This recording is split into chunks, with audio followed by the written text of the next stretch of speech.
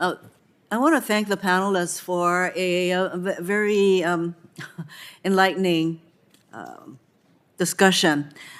So this is for the panel. During last Thursday's SASC hearing, my colleagues and I asked several questions related to the potential reestablishment of the Navy's Sea-Launched Cruise Missile Nuclear Program, SLCM-N. And I've expressed my concern regarding the necessity for restarting such a program, and that the development of such a low-yield or tactical nuclear cruise missile could lead to a dangerous new kind of nuclear arms race. Given the importance of nonproliferation, are there other weapons or tactics that the U.S. can use to accomplish the same strategic objectives as SLCM without creating new nuclear weapons? Anybody on the panel care to respond? I can start, Senator. With respect to a new nuclear arms race, we're talking about Russia, which has dozens of new tactical nuclear systems. The same is true of China. The United States has some air-delivered bombs in Europe, period, full stop. The development of a limited number of sea-launched nuclear cruise missiles would not contribute to an arms race. It would serve as a modest offset to Russian and Chinese systems already deployed. And I think that would serve as an enhanced deterrent and as a reassurance to our allies in Europe and in Asia, many of whom have called on us to deploy such a system. Senator, Anybody else on the panel? Yes. if I may, I'd like to comment briefly. I actually disagree with my distinguished colleague on this one. I do think that our air-launched cruise missiles, which we are modernizing in a very intensive way, and I expect to see that to be a very significant capability, provide that kind of flexible forward deterrent capability if we need it. So I do not see the need for a nuclear-armed sea-launched cruise missile. I do believe in the role of conventionally armed sea-launched cruise missiles. They are really a foundational capability for the U.S. Navy.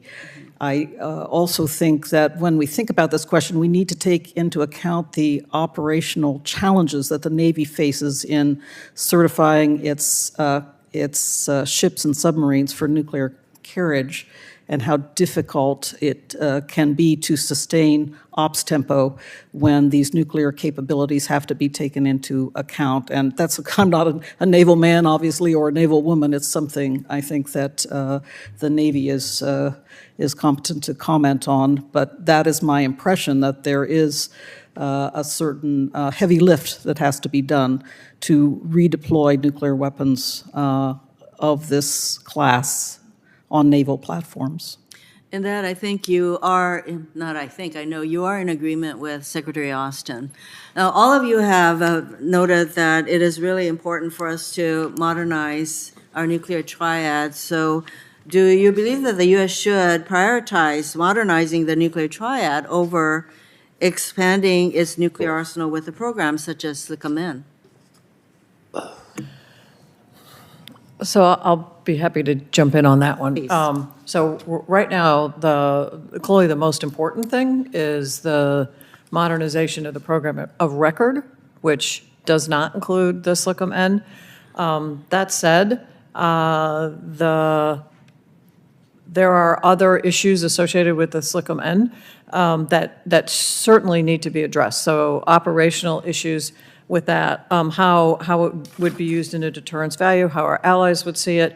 But the other thing is a more practical thing, and that's really with the industrial base. So the warhead for the SLCM-N would be the exact same warhead that's now being modernized for the new cruise missile.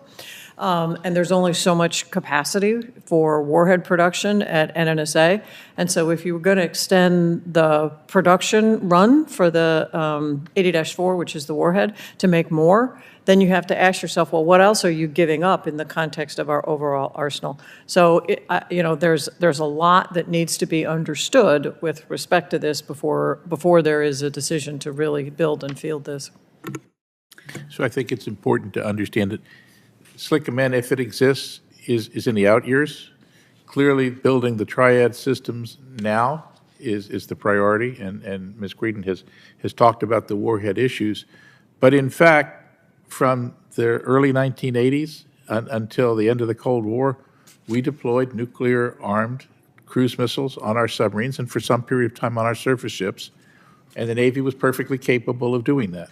So the Navy could, if it was in the national interest, do that again. That decision, again, remains in the out years. Thank you for that clarification. I just want to mention, Mr. Chairman, that I really appreciate the fact that our panelists have said that the nuclear arms discussion is not just about parity, that it is basically a whole-of-government approach that we need to employ, and that this requires very strong diplomatic efforts as we and intel efforts as we try to determine what is actually going to deter China, North Korea, or Russia. Thank you, Mr. Chairman. Thank you, Senator Hirono. Senator Peters, please. Thank you, Mr. Chairman, and thank you to each of our witnesses.